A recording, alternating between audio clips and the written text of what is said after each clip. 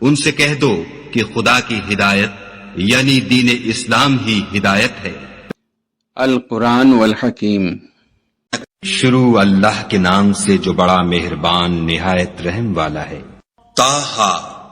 اے محمد صلی اللہ علیہ وآلہ وسلم، ہم نے تم پر قرآن اس لیے نازل نہیں کیا کہ تم مشقت میں پڑ جاؤ، بلکہ اس شخص کو نصیحت دینے کے لیے نازل کیا ہے جو خوف رکھتا ہے۔ یہ اس ذات کا اتارا ہوا ہے جس نے زمین اور اونچے اونچے آسمان بنائے، یعنی خدائے رحمان جس نے عرش پر قرار پکڑا۔ جو کچھ آسمانوں میں ہے اور جو کچھ زمین میں ہے اور جو کچھ ان دونوں کے بیچ میں ہے اور جو کچھ زمین کی مٹی کے نیچے ہے، سب اسی کا ہے۔ اور اگر تم پکار کر بات کہو تو وہ تو چھپے بھید اور نہایت پوشیدہ بات تک کو جانتا ہے۔ وہ معبود برحق ہے کہ اس کے سوا کوئی معبود نہیں ہے، اس کے سب نام اچھے ہیں۔ اور کیا تمہیں موسیٰ کے حال کی خبر ملی ہے؟ جب انہوں نے آگ دیکھی تو اپنے گھر کے لوگوں سے کہا کہ تم یہاں ٹھہرو، میں نے آگ دیکھی ہے، میں وہاں جاتا ہوں، شاید اس میں سے میں تمہارے پاس انگاری لاؤں یا آگ کے مقام کا رستہ معلوم کر سکوں۔ جب وہاں پہنچے تو آواز آئی کہ موسیٰ، میں تو تمہارا پروردگار ہوں، تو اپنی جوتیاں اتار دو، تم یہاں پاک میدان یعنی طویٰ میں ہو، اور میں نے تم کو انتخاب کر لیا ہے، تو جو حکم دیا جائے اسے سنو۔ بے شک میں ہی خدا ہوں، میرے سوا کوئی معبود نہیں، تو میری عبادت کیا کرو اور میری یاد کے لیے نماز پڑھا کرو۔ قیامت یقیناً آنے والی ہے، میں چاہتا ہوں کہ اس کے وقت کو پوشیدہ رکھوں تاکہ ہر شخص جو کوشش کرے اس کا بدلہ پائے۔ تو جو شخص اس پر ایمان نہیں رکھتا اور اپنی خواہش کے پیچھے چلتا ہے، کہیں تم کو اس کے یقین سے روک نہ دے تو اس صورت میں تم ہلاک ہو جاؤ۔ اور موسیٰ، یہ تمہارے داہنے ہاتھ میں کیا ہے؟ انہوں نے کہا، یہ میری لاٹھی ہے، اس پر میں سہارا لگاتا ہوں اور اس سے اپنی بکریوں کے لیے پتے جھاڑتا ہوں، اور اس میں میرے اور بھی کئی فائدے ہیں۔ فرمایا کہ موسیٰ، اسے ڈال دو، تو انہوں نے اس کو ڈال دیا اور وہ ناگہاں سانپ بن کر دوڑنے لگا۔ خدا نے فرمایا کہ اسے پکڑ لو اور ڈرنا مت، ہم اس کو ابھی اس کی پہلی حالت پر لوٹا دیں گے، اور اپنا ہاتھ اپنی بغل سے لگا لو، وہ کسی عیب و بیماری کے بغیر سفید چمکتا دمکتا نکلے گا۔ یہ دوسری نشانی ہے تاکہ ہم تمہیں اپنے نشانات عظیم دکھائیں۔ تم فرعون کے پاس جاؤ کہ وہ سرکش ہو رہا ہے۔ کہا، میرے پروردگار، اس کام کے لیے میرا سینہ کھول دے اور میرا کام آسان کر دے، اور میری زبان کی گرہ کھول دے تاکہ وہ میری بات سمجھ لیں، اور میرے گھر والوں میں سے ایک کو میرا وزیر یعنی مددگار مقرر فرما، یعنی میرے بھائی ہارون کو، اس سے میری قوت کو مضبوط کر اور اسے میرے کام میں شریک کر، تاکہ ہم تیری بہت سی تسبیح کریں اور تجھے کثرت سے یاد کریں، تو ہم کو ہر حال میں دیکھ رہا ہے۔ فرمایا، موسیٰ، تمہاری دعا قبول کی گئی، اور ہم نے تم پر ایک بار اور بھی احسان کیا تھا، جب ہم نے تمہاری والدہ کو الہام کیا تھا جو تمہیں بتایا جاتا ہے۔ وہ یہ تھا کہ اسے یعنی موسیٰ کو صندوق میں رکھو، پھر اس صندوق کو دریا میں ڈال دو، تو دریا اس کو کنارے پر ڈال دے گا، اور میرا اور اس کا دشمن اسے اٹھا لے گا۔ اور موسیٰ، میں نے تم پر اپنی طرف سے محبت ڈال دی، اس لیے کہ تم پر مہربانی کی جائے، اور اس لیے کہ تم میرے سامنے پرورش پاؤ۔ جب تمہاری بہن فرعون کے ہاں گئی اور کہنے لگی کہ میں تمہیں ایسا شخص بتاؤں جو اس کو پالے، تو اس طریق سے ہم نے تم کو تمہاری ماں کے پاس پہنچا دیا تاکہ ان کی آنکھیں ٹھنڈی ہوں اور وہ رنج نہ کریں۔ اور تم نے ایک شخص کو مار ڈالا تو ہم نے تم کو غم سے مخلصی دی، اور ہم نے تمہاری کئی بار آزمائش کی، پھر تم کئی سال اہل مدین میں ٹھہرے رہے، پھر اے موسیٰ، تم قابلیت و رسالت کے اندازے پر آ پہنچے، اور میں نے تم کو اپنے کام کے لیے بنایا ہے۔ تو تم اور تمہارا بھائی دونوں ہماری نشانیاں لے کر جاؤ اور میری یاد میں سستی نہ کرنا۔ دونوں فرعون کے پاس جاؤ، وہ سرکش ہو رہا ہے، اور اس سے نرمی سے بات کرنا، شاید وہ غور کرے یا ڈر جائے۔ دونوں کہنے لگے کہ ہمارے پروردگار، ہمیں خوف ہے کہ ہم پر تعدی کرنے لگے یا زیادہ سرکش ہو جائے۔ خدا نے فرمایا کہ ڈرو مت، میں تمہارے ساتھ ہوں اور سنتا اور دیکھتا ہوں۔ اچھا، تو اس کے پاس جاؤ اور کہو کہ ہم آپ کے پروردگار کے بھیجے ہوئے ہیں، تو بنی اسرائیل کو ہمارے ساتھ جانے کی اجازت دیجیے اور انہیں عذاب نہ کیجیے۔ ہم آپ کے پاس آپ کے پروردگار کی طرف سے نشانی لے کر آئے ہیں، اور جو ہدایت کی بات مانے اس کو سلامتی ہو۔ ہماری طرف یہ وحی آئی ہے کہ جو جھٹلائے اور منہ پھیرے اس کے لیے عذاب تیار ہے۔ غرض موسیٰ اور ہارون فرعون کے پاس گئے، اس نے کہا کہ موسیٰ، تمہارا پروردگار کون ہے؟ کہا کہ ہمارا پروردگار وہ ہے جس نے ہر چیز کو اس کی شکل و صورت بخشی، پھر راہ دکھائی۔ کہا تو پہلی جماعتوں کا کیا حال؟ کہا کہ ان کا علم میرے پروردگار کو ہے، جو کتاب میں لکھا ہوا ہے۔ میرا پروردگار نہ چوکتا ہے نہ بھولتا ہے۔ وہ وہی تو ہے جس نے تم لوگوں کے لیے زمین کو فرش بنایا اور اس میں تمہارے لیے رستے جاری کیے اور آسمان سے پانی برسایا، پھر اس سے انواع و اقسام کی مختلف رویدگیاں پیدا کی کہ خود بھی کھاؤ اور اپنے چار پایوں کو بھی چراؤ، بے شک ان باتوں میں عقل والوں کے لیے بہت سی نشانیاں ہیں۔ اسی زمین سے ہم نے تم کو پیدا کیا اور اسی میں تمہیں لوٹائیں گے اور اسی سے دوسری دفعہ نکالیں گے۔ اور ہم نے فرعون کو اپنی سب نشانیاں دکھائیں مگر وہ تکذیب اور انکار ہی کرتا رہا۔ کہنے لگا کہ موسیٰ کیا تم ہمارے پاس اس لیے آئے ہو کہ اپنے جادو کے زور سے ہمیں ہمارے ملک سے نکال دو؟ تو ہم بھی تمہارے مقابل ایسا ہی جادو لائیں گے، تو ہمارے اور اپنے درمیان ایک وقت مقرر کر لو کہ نہ تو ہم اس کے خلاف کریں اور نہ تم، اور یہ مقابلہ ایک ہموار میدان میں ہوگا۔ موسیٰ نے کہا کہ آپ کے لیے یوم زینت کا وعدہ ہے اور یہ کہ لوگ اس دن چاشت کے وقت اکٹھے ہو جائیں۔ تو فرعون لوٹ گیا اور اپنے سامان جمع کر کے پھر آیا۔ موسیٰ نے ان جادوگروں سے کہا کہ ہائے تمہاری کمبختی، خدا پر جھوٹ افطرا نہ کرو کہ وہ تمہیں عذاب سے فنا کر دے گا، اور جس نے افطرا کیا وہ نامراد رہا۔ تو وہ باہم اپنے معاملے میں جھگڑنے اور چپکے سرگوشی کرنے لگے۔ کہنے لگے یہ دونوں جادوگر ہیں، چاہتے ہیں کہ اپنے جادو کے زور سے تم کو تمہارے ملک سے نکال دیں اور تمہارے شائستہ مذہب کو نابود کر دیں۔ تو تم جادو کا سامان اکٹھا کر لو اور پھر قطار باندھ کر آؤ، آج جو غالب رہا وہی کامیاب ہوا۔ بولے کہ موسیٰ یا تو تم اپنی چیز ڈالو یا ہم اپنی چیزیں پہلے ڈالتے ہیں۔ موسیٰ نے کہا نہیں تم ہی ڈالو۔ جب انہوں نے چیزیں ڈالی تو ناگہاں ان کی رسیاں اور لاٹھیاں موسیٰ کے خیال میں ایسی آنے لگیں کہ وہ میدان میں ادھر ادھر دوڑ رہی ہیں۔ اس وقت موسیٰ نے اپنے دل میں خوف معلوم کیا۔ ہم نے کہا خوف نہ کرو، بلا شبہ تم ہی غالب ہو، اور جو چیز یعنی لاٹھی تمہارے داہنے ہاتھ میں ہے اسے ڈال دو کہ جو کچھ انہوں نے بنایا ہے اس کو نگل جائے گی۔ جو کچھ انہوں نے بنایا ہے یہ تو جادوگروں کے ہتھ کنڈے ہیں، اور جادوگر جہاں جائے فلاح نہیں پائے گا۔ القصہ یوں ہی ہوا تو جادوگر سجدے میں گر پڑے اور کہنے لگے کہ ہم موسیٰ اور ہارون کے پروردگار پر ایمان لائے۔ فرعون بولا کہ پیشتر اس کے کہ میں تمہیں اجازت دوں تم اس پر ایمان لے آئے، بے شک وہ تمہارا بڑا یعنی استاد ہے جس نے تم کو جادو سکھایا ہے، سو میں تمہارے ہاتھ اور پاؤں جانب خلاف سے کٹوا دوں گا اور کھجور کے تنوں پر سولی چڑھوا دوں گا۔ اس وقت تم کو معلوم ہوگا کہ ہم میں سے کس کا عذاب زیادہ سخت اور دیر تک رہنے والا ہے۔ انہوں نے کہا کہ جو دلائل ہمارے پاس آ گئے ہیں ان پر اور جس نے ہم کو پیدا کیا ہے اس پر ہم آپ کو ہرگز ترجیح نہیں دیں گے، تو آپ کو جو حکم دینا ہو دے دیجئے، اور آپ جو حکم دے سکتے ہیں وہ صرف اسی دنیا کی زندگی میں دے سکتے ہیں۔ ہم اپنے پروردگار پر ایمان لے آئے تاکہ وہ ہمارے گناہوں کو معاف کرے اور اسے بھی جو آپ نے ہم سے زبردستی جادو کرایا، اور خدا بہتر اور باقی رہنے والا ہے۔ بسم اللہ الرحمن الرحیم طه ما انزلنا عليك القرآن لتشقى إلا تذكرة لمن يخشى تنزيلا ممن خلق الأرض والسماوات العلى الرحمن على العرش استوى له ما في السماوات وما في الأرض وما بينهما وما تحت الثرى وَإِن تَجْهَرْ بِالْقَوْلِ فَإِنَّهُ يَعْلَمُ السِّرَّ وَأَخْفَى اللَّهُ لَا إِلَهَ إِلَّا هُوَ لَهُ الْأَسْمَاءُ الْحُسْنَى وَهَلْ أَتَاكَ حَدِيثُ مُوسَى إِذْ رَأَى نَارًا فَقَالَ لأهلهم كثوا إني آنست نارا لعلي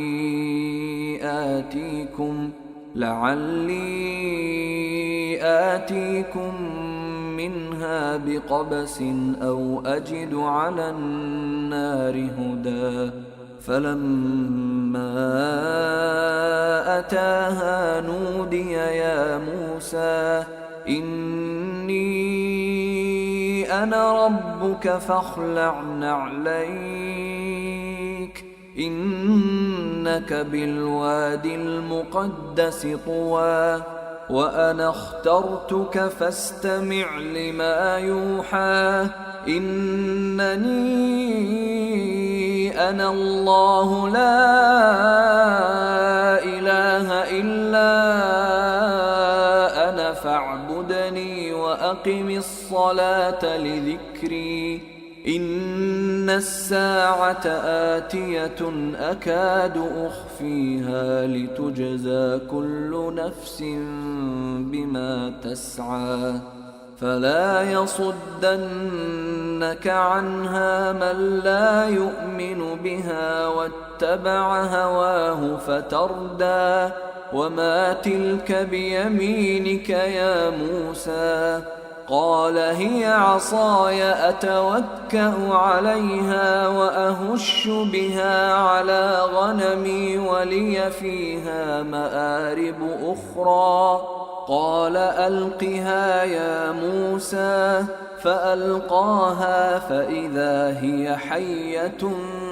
تسعى قال خذها ولا تخف سنعيدها سيرتها الأولى واضمم يدك إلى جناحك تخرج بيضاء من غير سوء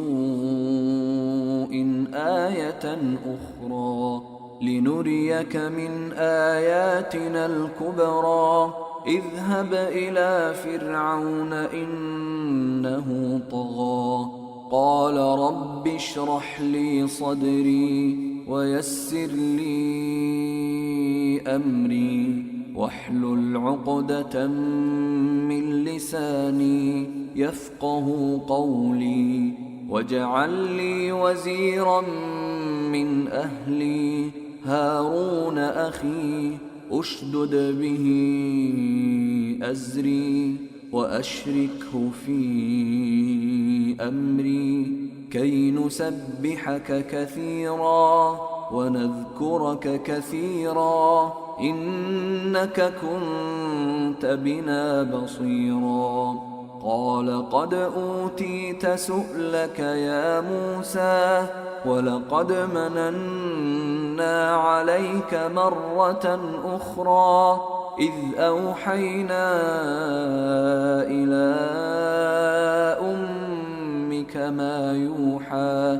أن اقذفيه في التابوت فاقذفيه في اليم فليلقه اليم بالساحل يأخذه عدو لي وعدو له وألقيت عليك محبة مني ولتصنع على عيني إذ تمشي أختك فتقول هل أدلكم على من يكفله فرجعناك إلى أمك كي تقر عينها ولا تحزن وقتلت نفسا فنجيناك من الغم وفتناك فتونا فلبثت سنين في أهل مدين ثم جئت على قدري يا موسى واصطنعتك لنفسي اذهب أنت وأخوك بآياتي ولا تنيا في ذكري اذهبا إلى فرعون إنه طغى فقولا له قولا لينا لعله يتذكر أو يخشى قالا ربنا إننا نخاف أن يفرط علينا أو أن يطغى قال لا تخافا إنني معكما أسمع وأرى فأتياه فقولا إنا رسولا ربك فأرسل معنا بني إسرائيل ولا تعذبهم قد جئناك بآية من ربك والسلام على من اتبع الهدى إنا قد أوحي إلينا أن العذاب على من كذب وتولى قال فمن ربكما يا موسى قال ربنا الذي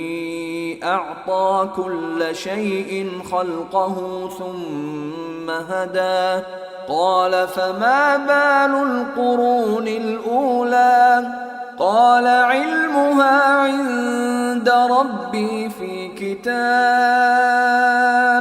لا يضل ربي ولا ينسى الذي جعل لكم الأرض مهدا وسلك لكم فيها سبلا وأنزل من السماء ماء فأخرجنا به أزواجا من نبات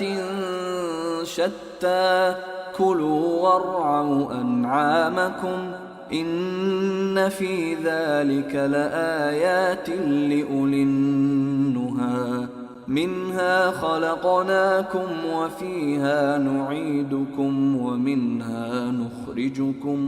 ومنها نخرجكم تارة أخرى ولقد أريناه آياتنا كلها فكذب وأبى قال أجئتنا لتخرجنا من أرضنا بسحرك يا موسى فلنأتينك بسحر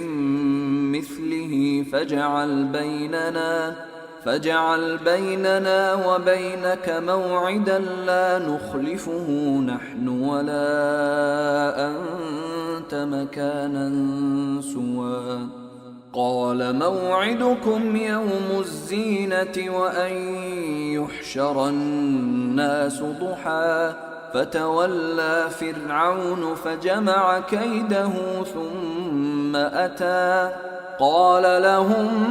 موسى ويلكم لا تفتروا على الله كذبا فيسحتكم بعذاب وقد خاب من افترى فتنازعوا أمرهم بينهم وأسروا النجوى قالوا إن هذان لساحران يريدان أن